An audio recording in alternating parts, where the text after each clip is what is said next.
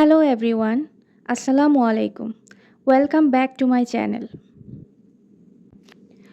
অনেক সময় দেখবেন যে আমাদের কোনো কাজ করার উৎসাহ কাজ করে না। আমরা কোনো কাজ করার শক্তি পাই না। ভেতর থেকে যে একটা এক্সাইটমেন্ট কাজ করে সেটা কাজ করে না মাঝে মধ্যে। অনেক সময় দেখবেন যে আপনি খুবই নিঃশব্দ হয়ে গিয়েছেন। কারো সাথে কথা বলতে ইচ্ছে করছে না। কারো সাথে আড্ডা দিতে ইচ্ছে করছে না। মনের কষ্টগুলা বোঝাতে ইচ্ছে করছে না। শুধু চুপচাপ বসে থাকতে ইচ্ছে করছে। তখন ফিল হয় যে আমি ভুদয় জীবনের সাথে লড়াই করতে, করতে হেরে গিয়েছি। আমি মনে হয় চুপচাপ সাইলেন্ট হয়ে গিয়েছি। কিন্তু আসলে তা না। আপনার নিঃশব্দতা মানেই যে আপনার দুর্বলতা, এমনটা কিন্তু ভাববেন না। সত্যি কথা হচ্ছে নিঃশব্দতা মানেই হচ্ছে একটা স্ট্র্যাটেজি, একটা কৌশল। আপনি সামনের মানুষটাকে বুঝতেই দিচ্ছেন না যে আপনার মধ্যে কী চলছে। যখন আপনাকে কেউ বুঝতে পারবে না, তখন আপনাকে কোথায় আঘাত করতে হবে, আপনাকে কিভাবে ভাঙতে হবে, সে মানুষটা খুঁজে পাবে না। এই নিঃশব্দতা যে কতটা কার্যকরী একটা কৌশল, এইটা যদি আপনি বুঝতেন তাহলে কখনো কোনো একটা পুরুষকে বা কোনো সামনের মানুষটাকে আপনি কখনো রাত জেগে প্যারা দিবেন না। কাউকে লম্বা লম্বা মেসেজও পাঠাবেন না বা ৩০ বার ফোনও করবেন না। আজকে আমি আপনাকে বুঝিয়ে বলবো নিঃশব্দতা একটা পুরুষকে কিভাবে মানসিকভাবে ধাক্কা দেয়।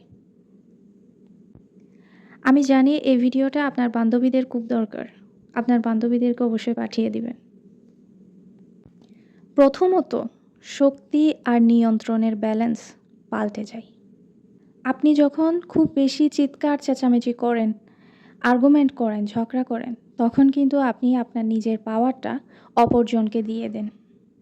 আর যখনই আপনি একদমই চুপ হয়ে যান, কোনো রাগ করে নয়, গেম খেলার জন্যও নয়, বরং কারণ আপনি শেষ করে দিয়েছেন নিজের ভেতরে, তখন আপনার সামনের মানুষটার মাথার মধ্যে যে স্ক্রিপ্টটা থাকে সেটা পাল্টে যায়।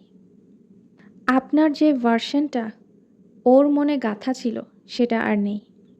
তখন আপনার সামনের মানুষটা চিন্তা করা শুরু করবে, ও কি আসলেই আমাকে নিয়ে সিরিয়াস ছিল? আমি কি কিছু মিস করলাম? এখন ওকে ফিরানো যাবে তো? এরপর তৈরি হয় একটা মানসিক শূন্যতা। আপনি মনে রাখবেন, এই নীরবতা মানে কোনো শব্দ না থাকা নয়। এই নীরবতা হচ্ছে একটা রহস্যের উপস্থিতি। প্রতিটা কথোপকথন, মেসেজ, ফাইট, ও এসব কিছু রিভাইভড করে আবার ভাবতে শুরু করবে। ছেলেরা কথার পেছনে দৌড়ায় না, তারা সেই জিনিসটার পেছনে দৌড়ায় যেটা ধরা যাচ্ছে না।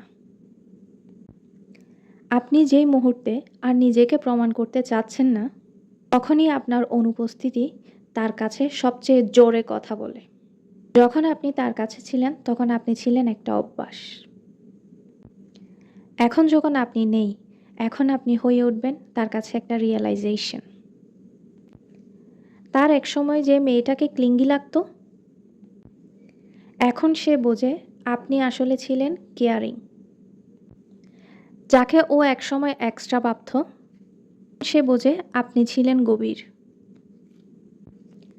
কাছে থাকলে মানুষ অন্ধ হয়ে যায়, কিন্তু দূরত্ব উপলব্ধি জাগিয়ে তোলে। আর সব শেষে শুরু হয় মানসিক অবসেশন। মানুষ সেই জিনিসটা নিয়ে বারবার ভাবে যেটার ক্লোজার তারা পায়নি।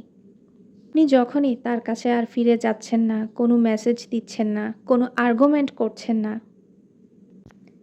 তখন আপনি হয়ে ওঠেন তার কাছে একটা প্রশ্ন, আর যেটার উত্তর তার কাছে নেই। আর সেই প্রশ্নটাই তাকে পাগল করে তোলে। তাই যখনই ফোনটা হাতে নিতে ইচ্ছে করবে, তখনই মনে রাখবেন, আপনার নিরাপত্তা কোনো ফাঁকা নয়, ওইটা একটা জবাব,